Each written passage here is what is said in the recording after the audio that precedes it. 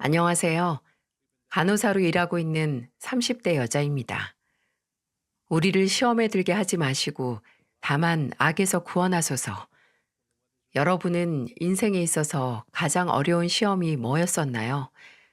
저는 순수 악 그 자체인 인간 두 명이 저를 시답지 않은 시험에 들게 했을 때 정말 괴로웠습니다. 그리고 원치도 않고 칠 생각도 없던 시험장 안에서 저는 시험지를 갈기갈기 찢어버렸죠. 지금부터 그 얘기를 여러분께 풀어놓을까 합니다. 일단 제 인생은 순간순간이 영원히 풀리지 않는 시험과도 같았습니다.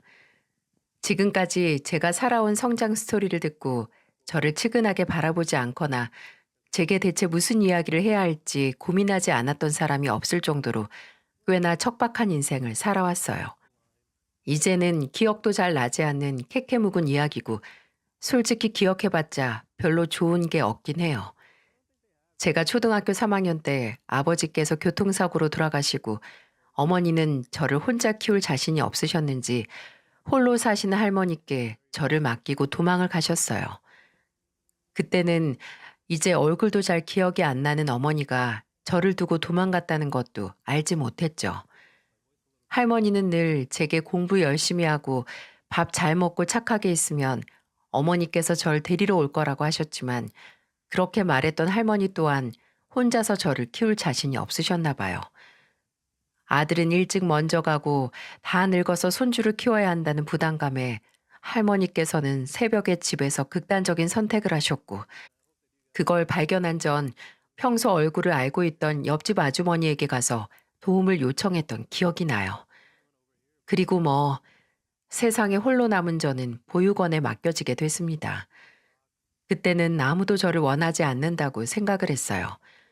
나를 맡게 되는 사람은 도망가거나 죽거나 하는구나 하는 생각에 초등학생의 나이에 이미 세상의 등을 돌리게 됐어요. 하지만 세상의 등을 돌리고 앞으로 제게 남은 시간을 포기해버리면 저만 손해잖아요. 고등학교까지 졸업 후 보육원에서 지원금을 받아 생애 첫 독립을 하게 됐을 때 저는 고시원을 전전하면서 보건 전문대를 준비했습니다. 간호사가 되고 싶었거든요.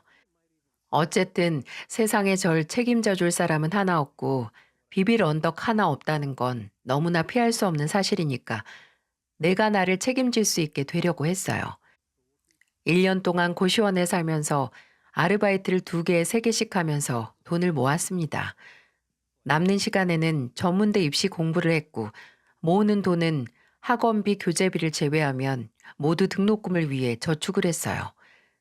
가끔 나 자신을 보면서 정말 내가 죽지 못해 사는 사람이 아닐까 했지만 정말 맨몸 하나 있는 제 인생에서 뭐든 이뤄내고 싶더라고요. 타고난 건지 아니면 이렇게 살아오면서 자연스럽게 악바리 기질이 생긴 건지 모르겠지만 지금 생각해보면 아마 저를 버린 어머니란 존재에게 당신이 나를 버려도 내가 이만큼이나 혼자 해냈다는 걸 입증하고 싶고 또 먼저 하늘로 간 아버지와 할머니께 어떻게든 살고 있으니 걱정 말라는 걸 증명하고 싶었던 것 같아요. 그렇게 보건 전문대에 붙었을 때는 정말 세상을 다 가진 기분이었어요. 혼자 이만큼 해냈다는 생각에 힘들지만 그 성취감에 세상에 태어난 보람이 있다는 걸 알았죠. 물론 고난은 마치 마법처럼 그게 마지막은 아니었네요. 목표를 하나 이뤘다고 해서 사는 건 더 쉬워지거나 즐거워지는 건 아니었어요.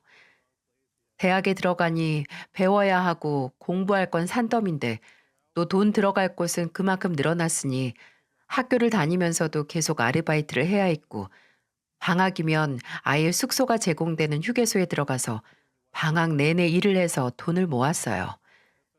누구보다 간절하고 절박했기에 저는 무사히 학교를 졸업해서 간호사가 될 수 있었어요. 처음 취업을 한 종합병원에서 2년간 일하면서 지긋지긋한 고시원에서 작지만 화장실이 있는 원룸을 얻어 이사를 할 수 있었고요. 근데 전국의 간호사분들은 아마 공감을 하실 거예요. 일을 하면 할수록 필요한 건 지식과 경험도 있지만 바로 힘과 체력이라는 것을요. 교대 근무로 이미 힘든데 힘이 없는 환자들을 옮길 때도 정말 많고 나보다 무거운 사람을 이리저리 뒤집으면서 진료를 봐야 하니 진짜 운동을 하고 근육을 좀 키워야겠다는 걸 실감하겠더라고요. 그리고 저는 당장 무슨 일이 생겼을 때 부를 가족이 없잖아요. 위기 상황에서 나를 구할 건 나밖에 없고 어디서 무슨 일이 생길지 모르는 게 인생이니 취업하고 여분의 돈과 시간이 생기자마자 태권도 학원을 끊어서 다니기 시작했어요. 헬스보다는 뭔가 체력과 함께 실전적인 무술을 배울 수 있는 게 좋겠더라고요. 또 뭔가 생전 취미는 사치일 뿐이라고 여가 시간에는 그저 평소에 자지 못한 잠만 자던 제게 운동이라는 취미 생활이 생기니 와, 뭔가 나 출세했네. 진짜 성공한 사회인 같다라는 우쭐하는 마음이 들더라고요. 하지만 이렇게 취미를 가지고 또 친구들과 만나서 먹고 놀면서 제가 평범한 일상을 찾아가면서도 늘 제 것이 되지 않는 게 있었습니다. 바로 연애였어요. 저는 고등학교도 여고를 나왔고 대학도 아무래도 보건대학의 간호학과라서 여자들의 비중이 압도적으로 높았거든요. 그래서 남자는 좀 늘 어색하고 어려운 대상이었어요. 아르바이트 하면서 만나봤자 일하느라 바쁘고 피곤해서 주변에 누가 있는지 신경 쓸 겨를도 없었고요. 그래서 친구들이 소개를 시켜준다고 해도 제가 먼저 피하기도 했네요. 몇 번 등 떠밀려 만나보긴 했는데 어쩐지 내 것이 아니구나, 내 자리가 아니구나 하는 어색함만 느낄 뿐이었죠. 근데 그런 제게도 로맨스의 바람이 불긴 불더라고요. 30 초반에 이직을 한 대학병원에서 그 따뜻한 바람이 불었어요. 제가 근무를 한 지 며칠 안 됐을 때 저와 함께 일하는 간호사 한 분이 원무과에 친한 직원들이 있는데 주말에 만나서 술 한잔 하기로 했다고 저를 초대하더라고요. 같이 일하는 사람들과 친해지면 좋을 것 같아서 알았다고 했고 거기서 그 사람을 만나게 됐습니다. 그 사람은 원무과 직원이었는데 참 인상이 좋았어요. 서글서글하고 부드러운 이미지에 말도 참 다정하게 잘했네요. 저를 보자마자 이번에 새로 오신 간호사 쌤이죠? 저번에 마주쳤었는데 인사하려다가 못했어요. 라고 친근하게 다가오더군요. 은정 씨 병원 오시고 처음 이렇게 같이 식사하는 거니까 은정 씨 환영회도 같이 하면 되겠어요. 은정 씨는 뭐 좋아하세요? 오늘의 주인공이 먹고 싶은 걸로 다 주문하세요.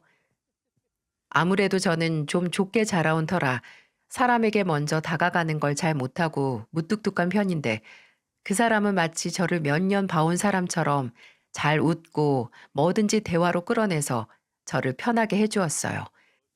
그 술자리 후에도 그 사람은 종종 제가 일하는 층으로 와서 커피를 두고 간다거나 간식이 들어왔다고 먹으면서 일하라고 두고 가고 또 교환한 연락처로 먼저 연락을 해서 오늘 하루가 어땠는지 은정 씨도 오늘 하루 즐겁게 보냈으면 한다는 문자를 남기곤 했습니다. 그렇게 저희는 자연스럽게 가까워졌고 그 사람이 먼저 용기를 내준 덕분에 연인까지 발전할 수 있었어요. 솔직히 처음에는 그 사람이 먼저 다가오는 게 부담스러웠거든요. 저처럼 평생 외롭게 살아온 사람이라면 그런 접근이 무조건적으로 환영인 게 아니라 오히려 더 의심을 하게 돼요. 왜냐하면 가족에게만 받을 것 같은 무조건적인 선이나 호의는 영 받아본 적이 없어서 제게는 당연한 게 아니었거든요. 또 저는 제 외로움을 잘 알고 있어서 누가 다가왔을 때 덥석 그 손을 먼저 잡을까봐 더 경계를 하곤 했거든요. 근데 그 사람은 그런 저를 아주 인내심 있게 기다렸고 천천히 다가왔어요. 그리고 제가 살아온 배경을 알게 됐을 때는 그 이야기를 꺼내놓고 며칠 후에 프로포즈를 했습니다. 제 유일한 가족이 돼서 지켜주겠다고 하면서 말이죠. 그렇게 저희는 연인이 된 지 1년이 되기도 전에 결혼을 약속했고 천천히 결혼 준비를 시작했어요.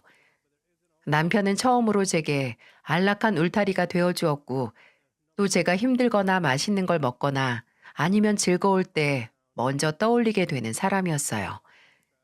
결혼 준비를 하면서 혹시 모아둔 돈이 얼마 안 되고 혼자인 제가 부담을 느낄까봐 뭐든 걱정 말라고 부족한 건 함께 채워나가면 되고 본인이 해결할 수 있는 건 기꺼이 감당할 수 있다는 걸 늘 강조했었죠. 하지만 아무리 남편이 제게 믿음을 준다고 해도 해결되지 않는 게 하나 있었습니다. 바로 시댁 문제였죠. 이미 저는 제가 고아라는 어쩔 수 없는 페널티가 있다는 걸 알고 있는데 늘 제게 걱정 말라고 하던 남편이 시댁 문제에 대해서는 제게 쉽게 결혼 문제로 걱정 말라는 얘기를 안 하는 게 아니겠어요? 아니, 아예 나를 잡고 제게 먼저 이야기를 꺼내더군요. 은정아, 혹시 네가 모르고 있다가 더 놀라고 상처받을까 해서 말하는 건데 사실 우리 어머니가 그렇게 쉬운 분이 아니야. 아들인 나도 우리 어머니 성격이 만만치 않다는 거 잘 알 만큼 좀 아나무인일 때가 있거든. 동훈 씨가 그렇게까지 말하니까 나 진짜 무섭다. 왜? 혹시 내 조건 때문에 반대하실 것 같아? 반대를 하시든 말든 난 너랑 꼭 결혼할 거지만 그 과정에서 어머니가 너한테 상처 줄까 봐 미리 말하는 거야. 물론 내가 중간에서 막고 무조건 네 편이 되긴 할 거지만 혹시나 해서 우리 어머니 아버지가 사업 두 번이나 말아먹고 혼자서 추어탕집 운영하시면서 우리 집 살리셨거든. 어머니가 대단하시고 또 고생도 많이 하시긴 했지만 그래서 그런지 아주 집에서 폭군이 따로 없어. 근데 너무 걱정하지는 마. 내가 옆에서 도와줄 거니까. 남편은 먼저 집안의 제 성장 배경을 미리 잘 설명을 했고 저는 형식적으로 시댁에 가서 인사만 드리면 된다고 절대 본인 가족이 불편한 질문은 하지 않을 거라고 당부를 했습니다. 저는 늘 믿음직스러웠던 남편이기에 그 말을 믿었지만 역시 인생은 뜻대로 되는 게 하나 없더라고요. 원래 며느리 될 사람이 처음 인사를 오면 식사를 대접하지 않나요? 그게 좀 보편적이잖아요. 근데 제 시댁은 그런 보편성을 완전히 무시하더군요. 결혼 전 처음 시댁에 갔을 때 저는 밥은 고사하고 제가 선물로 사갔던 과일이나 케이크도 구경도 못했습니다. 찬물 딱 그거 하나 받고 앉아 있었어요. 남편도 이상함을 느꼈는지 먼저 얘기를 꺼내더군요. 어머니, 우리 뭐 안 주세요? 이제 저녁 된대. 어? 우리 아까 밥 먼저 먹었는데 너희도 오기 전에 먹고 올 줄 알고 일찍 먹었지. 그치? 동훈아. 네 엄마랑 나는 먼저 먹긴 했는데 그래도 뭐 좀 내어오는 게 좋지 않을까? 은정이라고 했지? 배고프니? 뭐 하나 내어줄까? 주방에 먹던 떡 있는데. 네?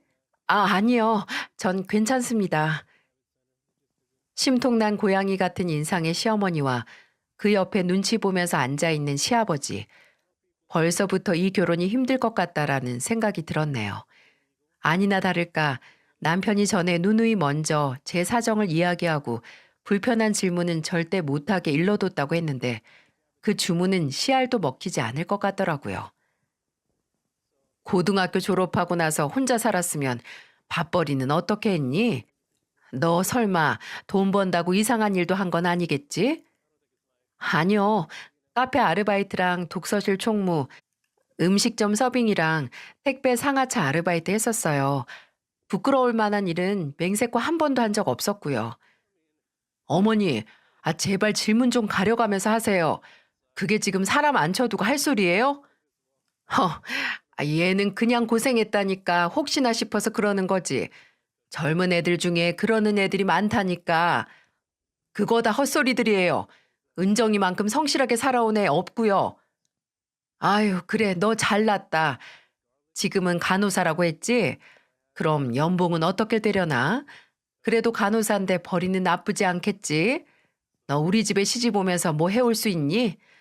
그래도 가족으로서 받아들여지려면 맨몸으로 오지 않겠지? 엄마, 무슨 아들 결혼으로 흥정해요? 결혼 내가 하지 어머니가 하냐고요? 왜 계속 쓸데없는 소리만 하시는 건데요? 아유, 그럼 무슨 얘기를 해? 막말로 어디서 나온지도 모르는 고아인데 지금부터라도 확실히 해야지. 이제 우리 집 사람 데려고 왔으면서 이 정도 각오도 안 했어? 어디 그것뿐이야? 요리는 어느 수준이고 뭐 어른한테는 잘하는지 생활력은 강한지 다 따져봐야지. 사람이 보고 자란 게 다인데 쟤는 일단 보고 자란 게 하나 없잖아. 어머니는 고아 아니에요? 할아버지 할머니 돌아가신 지 10년도 더 됐는데 어머니도 고아시잖아요. 진짜 됐어요. 제가 어머니한테 무슨 기대를 하겠어요. 어머니가 어떤 트집을 잡아도 저는 은정이 뿐이고 은정이랑 결혼할 거니까 그렇게 아세요. 우리가 뭐 얼마나 대단한 집안이라고 가고다 뭐다 운운해요? 뭐 우리가 재벌이나 귀족이에요? 우리도 별 볼 일 없는 사람들이에요. 제발 그러지 좀 마세요. 그날 인사하는 자리는 정말 아수라장 그 자체였습니다. 남편은 끝까지 본인의 무례한 잘못을 모르는 시어머니에게 질려서 저를 끌고 나왔고 저는 생전 처음 보는 노골적인 무시와 괄시에 놀라서 충격을 받았네요. 근데 그게 끝이 아니었어요. 그 와중에 신우이가 제 SNS를 통해서 메시지를 보내온 겁니다.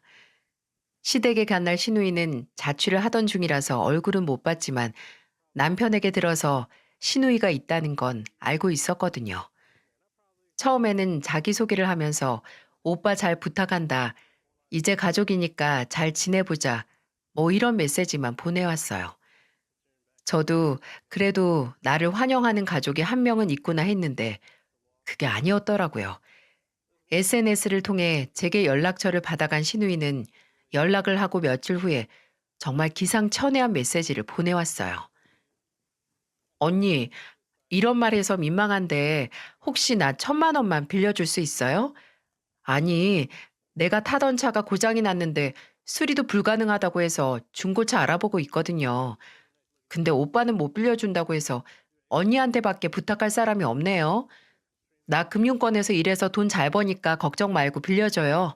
네? 내 계좌도 알려줄게요. 솔직히 처음에 이 메시지를 보자마자 피싱 문자인 줄 알았어요. 그렇잖아요. 아니 상식적으로 아직 얼굴도 못 보고 문자만 몇 번 보낸 신우이가 갑자기 거액의 돈을 빌린다는 게 말이 안 되니까요. 그래서 저는 답장으로 돈을 잘 벌면 왜 중고차를 사고 1,000만 원을 빌려요? 피싱 신고하겠습니다. 라고 보내고 바로 번호를 차단해 버렸어요. 더 황당한 건 그게 피싱 문자가 아니라 진짜 신우이가 제게 보내왔던 거라는 겁니다. 믿어지시나요? 엎친 데 덮쳐서 시어머니에게 기함할 만한 전화까지 받아서 제 머릿속은 엉망진창으로 무너져 내렸습니다. 안녕하세요, 어머님. 어쩐 일로 전화를 주셨어요? 아니, 아무리 생각해봐도 이건 아니다 싶어서. 그날 그렇게 동훈이 따라 나가고 나서 어떻게 연락 한 통 없니? 그래도 잘 부탁드린다. 뭐 이런 연락은 해야 하는 거 아니니? 너는 우리 집 식구가 되고 싶은 거야, 뭐야? 너 벌써 30점 차감이다. 네? 30점이요? 그게 무슨... 너 우리 집 며느리 되고 싶으면 우리 집안 며느리 자격시험 통과해야 받아줄 거야. 너는 벌써 첫인상에서 30점이나 까먹었고. 저는 그런 시험 칠 생각도 없었는데요. 그리고 앞으로도 그 시험 볼 생각도 없고요. 그 순간 이 자리는 내 자리가 아니라는 생각에 남편과의 결혼을 다시 생각해야 할 것 같았어요. 저는 남편에게 시어머니와 시누이 얘기를 하고 파혼을 통보했습니다. 근데 남편은 절대 받아들이지 않았어요. 저를 찾아와 울면서 사죄하고 다짐하면서 제 마음을 돌리기 위해 필사적이었죠. 은정아, 네가 나랑 결혼해주면 나 우리 어머니랑 동생 안 보고 살아도 돼. 너만 있으면 난 가족이랑 연도 끊을 수 있어. 내가 말했잖아. 너의 최초이자 유일한 가족이 되고 싶다고. 근데 어떻게 그래? 알아. 우리 어머니나 내 동생 마냥 무시할 수 없는 인간들인 거. 근데 나는 무조건 네 편일 거고 그 사람들 아예 버릴 수도 있어. 제발 부탁이야. 우리 같이 이겨내보자. 내가 무슨 일 있어도 너 지켜줄게. 남편은 한 달 하고도 2주 동안 저를 설득했습니다. 그동안 식음을 전폐했는지 눈에 띄게 살이 빠지는 것 같더라고요. 나와 가족이 되기 위해, 나와 평생을 함께하기 위해 그렇게까지 하는 남편을 보면서 내가 뭐라고 왜 저렇게까지 할까 싶더라고요. 그런 제 물음에 남편은 은정이 너니까 라는 말을 하더라고요. 정말 몇 번의 고민 끝에 저는 다시 남편과의 결혼을 마음먹었네요. 내가 결혼하는 사람은 남편이니까 정말 남편과 함께라면 남편만 바라본다면 문제가 없을 거라고 생각을 했어요. 또 저희가 다시 결혼 준비를 하면서 시아버지께서 제게 먼저 연락을 해오셨습니다. 그리고 저와 남편을 불러 밖에서 저녁을 사주시면서 이런 말을 하셨어요. 은정이 너 그날 왔을 때 내가 가만히 있어서 정말 면목이 없다. 너도 봐서 알겠지만 동훈이 엄마가 성격이 보통이 아니다. 나는 과거에 잘못한 적도 있어서 더 아내 앞에서 맥을 못 추고 참 한심하지? 그래도 은정이 네가 우리 가족이 되면 내가 어떻게 해서든 네 편이 되어주마. 조금이라도 힘이 될 수 있게 내가 노력하마. 남편이 시댁에서도 몇 번씩 설득을 하고 단호하게 밀고 나가서 다행히 다시 결혼 준비를 할 때는 시어머니나 시누이나 다른 잡음은 없었어요. 정말 형식적이게 결혼식에 참석한 게 다였어요. 결혼식도 신혼집 구하는 것도 모두 저희들의 힘으로 했기에 더 그랬을 수도 있고요. 저희는 방 2개짜리 아파트를 전세로 얻었고 그곳에서 둘만의 가정을 꾸려 새로운 출발을 했습니다. 하지만 물론 결혼 생활 동안 시어머니나 시누이가 가만히 있진 않았어요. 제가 결혼하고도 시어머니는 종종 그 며느리 시험에 대해 언급했습니다. 무슨 본인이 직접 찍은 홈쇼핑 광고를 찍은 사진을 보내서 이거 사주면 내가 5점 플러스 점수 줄게 라고 하시면서 몇 번을 그렇게 본인이 가지고 싶은 옷이나 물건들 사진을 보내오셨어요. 이미 남편에게서는 괜히 시어머니 마음에 들려고 노력 안 해도 된다고 정말 형식적으로만 관계를 유지해도 상관없다는 얘기를 들었고 또 저도 저 싫다는 사람들에게 괜한 노력을 하고 싶지도 않았어요. 그래서 그런 문자를 받으면 그냥 다 무시를 하거나 한 번은 어머님 너무 비싸네요. 사치가 너무 심하시면 저도 시어머니 점수 마이너스 20 할게요. 라고 반박 문자를 보내기도 했죠. 시누이도 참 문제였는데 시누이는 정말 가끔씩 시댁에 갔다가 마주치면 대뜸 제게 이런 말부터 꺼내곤 했어요. 언니, 아직도 일 안 그만뒀어요? 네? 당연히 지금도 일하고 있죠. 왜 그런 걸 물어요? 아니, 간호사 박봉인 거에 비해 일도 엄청 힘들잖아요. 지들끼리도 일하면서 갈군다고 하던데 언제 그만두나 해서요. 언니 진짜 대단하네요. 이렇게 늘 간호사라는 직업을 무시했습니다. 지는 그 금융권 운운하면서 말이죠. 근데 진짜 어처구니 없는 사실을 알려드릴까요? 처음에 지 금융권에서 일해서 돈 잘 번다 했던 신우의 말을 듣고 저는 뭐 투자회사나 아니면 은행에서 근무를 하나 싶었어요.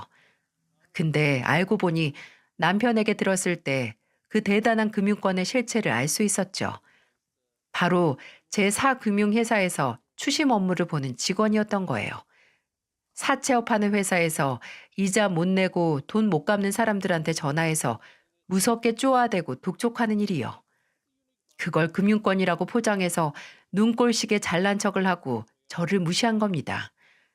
아니 얼마나 대단한 일 한다고 아픈 사람을 살리는 일을 하는 저를 무시하나요? 진짜 시누이 직업의 실체를 안 후로는 너무 짜증나고 열받아서 시누이가 저런 소리 하면 얼굴색 하나 안 바뀌고 저도 이렇게 말했어요. 갈구는 건 아가씨가 돈 빌린 사람들한테 전화해서 하는 게 갈구는 거죠. 그리고 나 아가씨 연봉 알아요. 저번에 남편한테 들었거든요. 아직도 내가 신입할 때 받던 연봉보다 적게 벌면서 남의 연봉 그렇게 무시하면 안 되죠. 하지만 무엇보다 저를 열받게 했던 사건은 따로 있었습니다. 결혼하고 2년 반 정도 지나서 제가 임신을 했을 때 그 소식을 들은 시어머니가 전화로 이러시더군요. 예, 임신하면 먹는 게 일이고 남는 거야. 잘 먹어야 하니까 내가 택배로 재료 좀 보냈다. 그걸로 음식해서 동훈이 주지 말고 너만 든든하게 먹어. 갑작스런 친절에 여러분도 좀 의아하시죠? 저도 그랬어요. 아니, 그렇게 갑갑하고 못 살게 굴다가 혹시 임신을 했다니까 잘해주시는 건가 싶었죠. 근데 그 연락을 받고 저희 집에 도착한 택배를 뜯어보고 저는 일말에 정말 1% 남았던 시어머니에 대한 기대가 증발해버리는 걸 느꼈습니다. 양파나 파는 까맣게 썩어 들어가는 부분이 더 많아 보였고 무슨 냉동 육수도 있었는데 냉장고에 오래 두면 두꺼운 얼음이 끼는 거 아시죠? 딱 그 모양이었어요. 딱 봐도 시어머니 식당에서 냉장고 정리하다 유통기한이 막 닥친 음식 재료를 모아다가 저희 집에 보낸 거였어요. 아니, 그렇게 생색을 내려면 유통기한이 적힌 라벨이라도 떼고 보내는 수고라도 하던가요. 박스 한가득 도착한 썩어가는 음식 재료를 보면서 이를 부득부득 갈았습니다. 그냥 지나갈 수가 없어서 저는 그 상자를 그대로 싸서 다시 포장을 했어요. 그리고 시누이 자취방 주소로 보냈습니다. 박스 안에 어머니께서 보내주셨는데 좋은 걸 저 혼자 다 먹을 수 없어서 좀 보내요. 아가씨 굶지 말고 일해요. 라고 적은 쪽지를 남겨서 말이죠. 택배를 받은 시누이는 바로 제게 전화를 하더군요. 무슨 다 썩어가는 걸 보냈냐고 하면서 아주 소리를 빽 하고 질렀어요. 저는 아무것도 모르는 사람처럼 그럴 리가 없는데? 어머님이 저 임신했다고 잘 먹으라고 보내주신 거거든요. 어머님이 설마 임신한 며느리한테 썩어가는 음식을 주셨겠어요? 한번 드셔보세요. 생긴 것만 그렇고 탈은 안 나겠죠. 라고 말했어요. 시누이는 아무 말도 못하고 전화를 뚝 끊었고 시어머니도 제게 전화를 해서 따지셨네요. 아니, 너는 왜 내가 너 먹으라고 준 걸 민지한테 보내니? 아니, 어머니께서 너무 손이 크셔서 저랑 남편이랑 다 못 먹을 것 같아서 아가씨한테도 보냈어요. 좋은 거 다 같이 나눠 먹으면 좋잖아요. 아니, 아무리 그래도 그렇지. 본인이 제게 식당 냉장고 청소하고 남은 썩어가는 음식 보내줬다는 말을 못 하시겠는지 그렇게 대답도 제대로 못하고 전화를 끊으시더군요. 정말 명절이나 시어머니 생신 같은 집안 행사에도 시댁에 잘 안 갔거든요. 근데 그렇게 간간히 보면서 그럴 때마다 어떻게든 저를 못 살게 구려고 혈안이 된 사람들처럼 굴어서 제가 무척 피곤했네요. 물론 저도 아쉬울 거 하나 없으니 지지 않았고요. 하지만 결정적으로 그런 간간한 만남도 아예 하지 않게 된 사건이 있었습니다. 제가 임신을 하고 13주 정도 됐을 때였어요. 시아버지 생신을 앞두고 있었죠. 근데 시아버지 생신 이틀 전에 시어머니께서 제게 장문의 문자를 보내셨더라고요. 시아버지 생신날 댁에서 가족들끼리 식사를 할 거니까 본인이 보낸 목록에 있는 것들 몽땅 다 사오라고 말이죠. 그 목록에는 정말 없는 게 뭔지 세는 게 더 빠를 정도로 빼곡하고 온갖 음식 재료가 다 있었네요. 소고기는 꼭 국내산이어야 한다는 코멘트가 달려 있었고 심지어 그 목록에 뭐도 있었는 줄 아세요? 후라이팬도 있었습니다. 특정 브랜드까지 딱 집어서 말이죠. 아니, 그냥 하루 음식 해먹는 건데 고가의 후라이팬이 대체 왜 필요하죠? 만약 시어머니 생신이었다면 그런 문자는 바로 무시를 했을 텐데 시아버지께서는 시댁 식구들 중 제게 잘해주신 단 한 분이었기에 마냥 모른 척을 할 수 없었어요. 어쨌든 시아버지 생신은 축하드려야 하니까 생신 당일에 남편과 함께 장을 봐서 시댁에 갔습니다. 물론 후라이팬은 안 사갔어요. 시어머니는 저희가 양손 가득 봐온 장을 꼼꼼히 체크하시다가 후라이팬이 없다는 걸 아시고 바로 추궁을 하셨어요. 예, 너 내가 보낸 목록 제대로 봤니? 후라이팬은 어딨어? 아, 걱정 마세요, 어머님. 저희가 쓰던 후라이팬 챙겨왔어요. 그거 쓰시면 돼요. 하루 뭐 해먹는다고 왜 후라이팬까지 사요? 어머니, 혹시 그거 아버지 생신 선물은 아니었죠? 무슨 후라이팬을 선물이라고 줘. 집에 쓸만한 게 없으니까 그랬지. 뭐야? 아, 그럼 저희가 가져온 거 써도 되겠네요. 그렇게 음식을 만드는데 역시나 시어머니는 제가 하는 음식을 모두 맛보면서 이것저것 트집을 잡으셨어요. 이제 안 그러시면 문제가 있는 수준이었으니까요. 예, 너는 뭐든 소금을 아주 들이붓니? 이게 미역국이야? 소태지? 네? 그렇게 짜요? 여보 한번 먹어봐. 이거 많이 짜? 아니, 전혀 안 짠데? 에이, 난 오히려 싱겁다. 너희는 집에서 뭘 먹길래 입맛이 그 모양이니? 어머님, 저희 아직도 어머님이 보내주신 거 잘 먹고 있어요. 물론 거짓말입니다. 시어머니가 재활용하듯이 보냈던 썩어가는 음식은 물론 시누이한테 다 보냈었죠. 근데 이러지 않으면 좀처럼 그만두시지 않으니 말입니다. 주방에서 저랑 남편이 음식 준비를 거진 다 하고 그리고 종종 시어머니가 들어오셔서 하나씩 입에 쏙 넣어가면서 이거 해라 저거 해라 참견을 하셔도 시누이는 늘 그렇듯 거실 바닥에 아예 자리 깔아놓고 누워서 코까지 골면서 자더군요. 놀라운 걸 하나 알려드릴까요? 절에도 약혼한 남자가 있긴 했습니다. 밖에서는 어떻게 하는지 모르지만 가족에게 하는 꼴을 보면 상대가 도망갈 텐데 말이죠. 음식 준비를 마치고 이른 저녁을 먹으면서 시아버지 생신을 축하했어요. 저희는 등산이 유일한 취미인 시아버지를 위해 신제품인 등산 스틱을 준비했고요. 시아버지는 받아보시자마자 본인도 이거 TV 홈쇼핑에서 파는 걸 봤다고 하시면서 좋아하셨어요. 안 그래도 지금 쓰는 거 이 잡는 쪽이 영 불편해서 버릴까 했는데 잘 됐다. 내 잘 쓰마. 아, 다행이다. 아버님께서 저번에 이 브랜드 가방이 튼튼하고 좋다고 하신 거 기억해서 샀는데 그렇게 좋아하시니까 기분 좋네요. 아버지, 이제 좋은 스틱도 생기셨으니까 더 운동도 많이 나가세요. 요새 좀 쉬셨잖아요. 그래야지. 고맙다. 우리 며느리랑 아들 덕분에 내가 더 건강해지겠어. 그렇게 분위기가 좋았는데 본인은 저희에게 받지 못했던 생일 선물을 시아버지께서 받으시니 셈이 나셨나 봅니다. 시어머니는 시아버지 손에 들린 등산 스틱을 휘 가져가서 눈을 뾰족하게 뜨고 이러시더군요. 예, 너는 진짜 센스가 꽝이다. 이제 날도 추워지는데 이런 거 말고 방 안 되는 신발이나 두꺼운 옷을 사지. 마이너스 30점이야. 그러니까 등산하면 당연히 옷 아니야? 오빠, 스틱이 더 싸서 그랬어? 야, 강민지, 너 모르면 가만히 좀 있어. 너는 아버지 선물 사오지도 않았으면서 왜 말을 못해?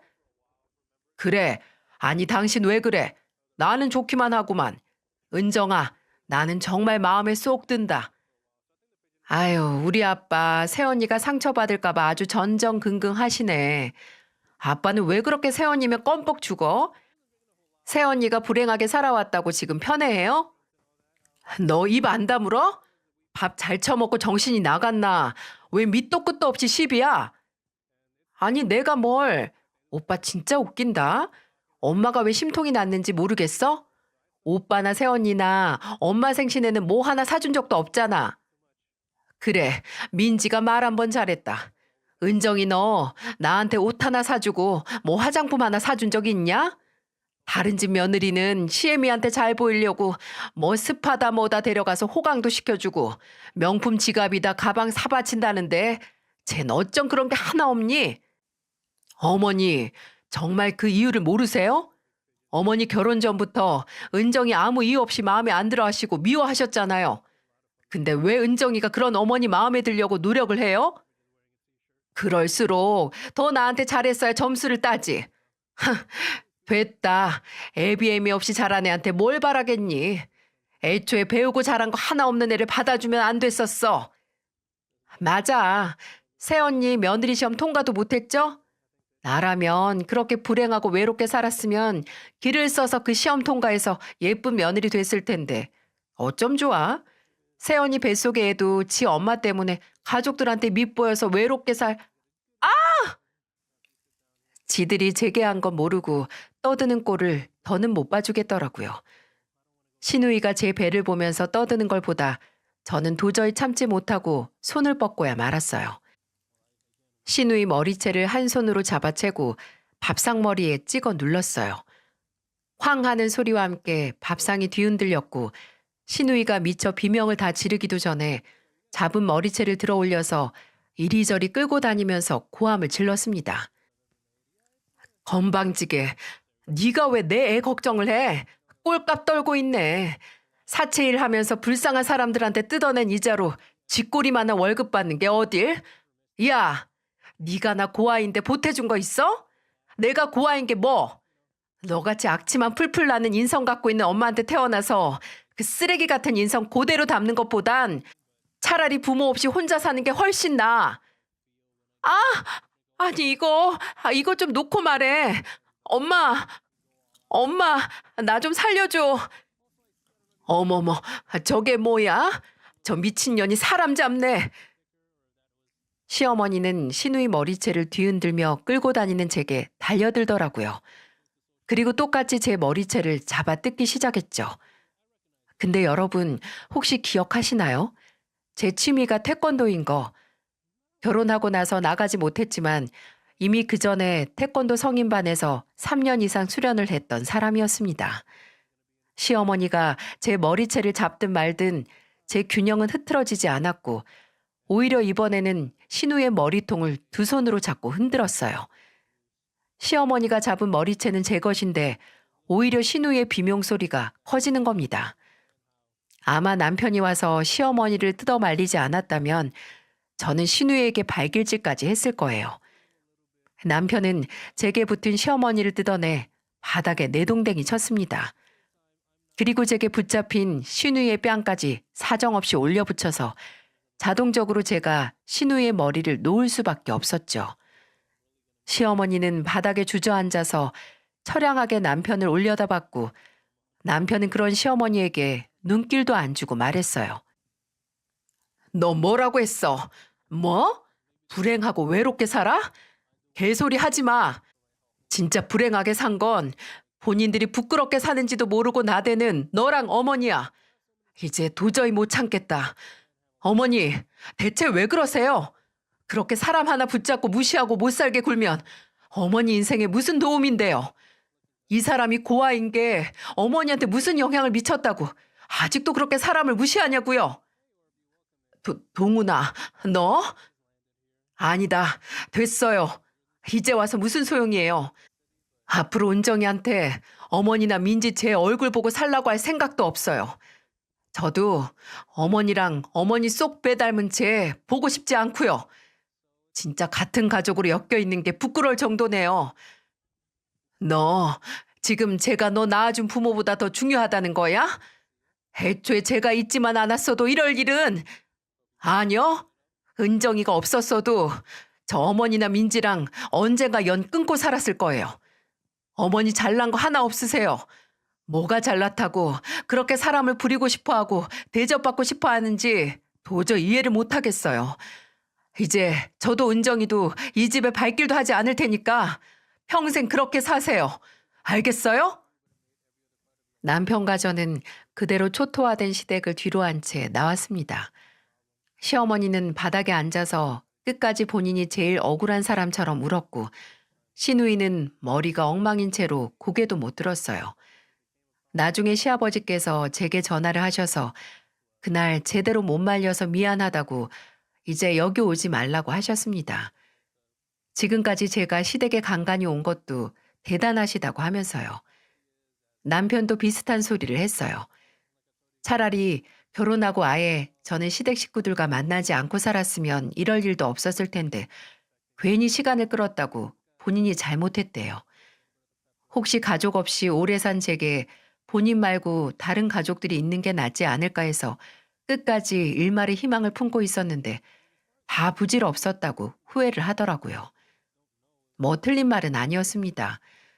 저도 그래도 남편 제외하고 이어진 가족은 시댁뿐이니 표면상의 관계를 억지로 늘려 유지했는지도 모르죠. 차라리 이렇게 왕창 정을 떼고 뒤돌아서니 후련하기도 했어요. 그 김에 늘 얄미웠던 신우의 머리털도 몽땅 뜯어놓기도 했고요. 그 후로 간간히 시아버지와 연락은 했지만 시댁에는 아예 가지 않고 시어머니나 시누이하고는 완전 연을 끊어버렸어요. 남편은 혼자서 시아버지 때문에 시댁에 가긴 했지만 가더라도 시어머니하고는 별 대화도 안 한다고 합니다. 그렇게 2년 정도를 살았어요. 저는 무사히 아이를 낳았고 육아휴직도 끝나서 병원으로 복귀도 했고요. 종종 남편이 시댁에 갔다 오면 새로운 소식을 들고 오는데 그중 가장 반가웠던 소식은 시누이의 파혼 소식이었어요. 그렇게 지가 금융권에서 일한다고 자랑스러워한 사람이 약혼자에겐 지가 제4금융권에서 일하는 건 숨겼나 보더라고요. 그게 들통나서 완전히 쫑이 난 거죠. 시누이는 파혼 후에 아예 회사도 안 나가다가 결국 해고를 당했고 지금까지도 여기저기 아르바이트 자리를 전전하면서 살고 있다고 해요. 저번에 남편이 시아버지 병원 문제 때문에 시댁에 갔다가 시누이를 만났는데 파혼의 슬픔 때문에 폭식증까지 왔었어서 몸무게가 거의 15kg가 불었다고 처음에는 얼굴도 못 알아봤다고 하는데 참 안타깝기만 합니다. 또 그뿐만이 아니라 제가 시댁에 완전히 발길을 끊고 나서 2년이 지난 지금 절대 예상도 하지 않았고 심지어 바라지도 않았던 전화를 한 통 받았어요. 사실 그 전화를 받고 이곳에 사연을 보내기로 결심을 했던 거였고요. 시어머니도 마찬가지로 그 사건 후에 제게 일절 전화나 문자를 안 하셨거든요. 며느리 없다 치고 사시겠다 이거죠. 근데 몇 주 전에 시어머니에게서 전화가 왔어요. 처음에는 무시했는데 이틀 동안 계속 전화벨이 울리는 겁니다. 네가 이래도 안 받아? 하는 것 같이 말이죠. 제가 안 받으니 남편에게 전화를 해서 제가 왜 전화를 안 받냐고 물으셨다는데 남편은 그런 시어머니에게 절대 은정이에게 전화하지 말라고 무슨 염치로 전화를 하냐고 막 따졌고요. 그런데도 포기를 못 하시고 또 제게 전화를 하셔서 진짜 제가 받아야 이게 끝날 것 같기도 하고 좀 궁금하기도 해서 받았어요. 막상 제가 받으니까 오히려 시어머니가 놀라시더라고요. 은정아? 은정이니? 저한테 전화하신 거 아니에요? 어? 아, 그래. 맞아. 아니, 난 네가 하도 안 받길래 놀라서. 그렇게 하도 안 받으면 포기를 좀 하셔야죠. 네 목소리 좀 들으려고 그랬어. 정음이는 잘 크니? 너 병원 다시 다닌다던데 애는 어디 맡기고 일하는 거야? 그게 왜 궁금하신데요? 아휴, 은정아, 그냥 다 잊고 새로 시작하자. 네? 갑자기 왜요? 저는 어머님 며느리 시험도 통과 못한 고아 며느리인데 갑자기 무슨 바람이 불어서요? 아니다. 그건 다 잊어라. 아니야. 내가 너 시험 통과시켜 줄 테니까. 이제 이렇게 있는데도 없는 척 하면서 사는 거 그만두잔 말이야. 아유, 내 친구들은 저 늙어서 며느리랑 여기저기 놀러도 다니고 친구처럼 잘 지내면서 노후 보내는데 나는 버젓이 있는 며느리랑 만나지도 못해서 답답해서 그런다. 이제 집에도 좀 오고 얼굴도 좀 보자. 어? 너 이제 시험 통과야. 설마 이걸 제가 덥석 고맙다고 받아들일 줄 알고 이러시는 걸까요? 어처구니가 없었습니다.